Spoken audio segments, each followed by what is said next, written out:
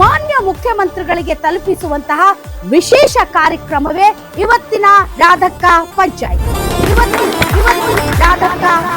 ಹೊಸ ಮುಖ್ಯಮಂತ್ರಿಗಳಾದಂತಹ ಡಿ.ಕೆ. ಶಿವಕುಮಾರ್ ಅವರ ಮೇಲೆ ಇರುವಂತಹ ನಿರೀಕ್ಷೆಗಳೇ. ಇವತ್ತು ವಿದ್ಯಾರ್ಥಿಗಳ ಭವಿಷ್ಯ ಬದಲಾಗುತ್ತಾ ಉಚಿತವಾಗಿ ಕೊಡ್ತಾ ಇರೋದ್ರ ಬದಲು ಬೇರೆ ಏನ್ ಮಾಡ್ಬೋದಾಗಿತ್ತು?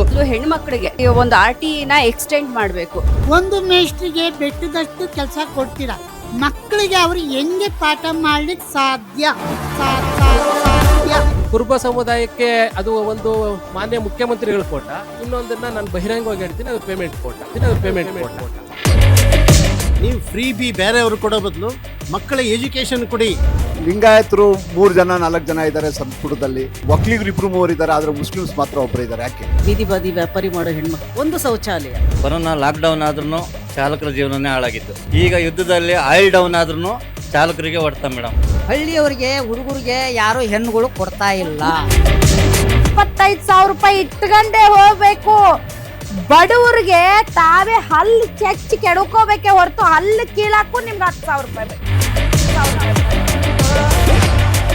ರಾಧಕ್ಕ ಪಂಚಾಯಿತಿ ವೀಕ್ಷಿಸಿ ಇಂದು ರಾತ್ರಿ 8 ಗಂಟೆಗೆ.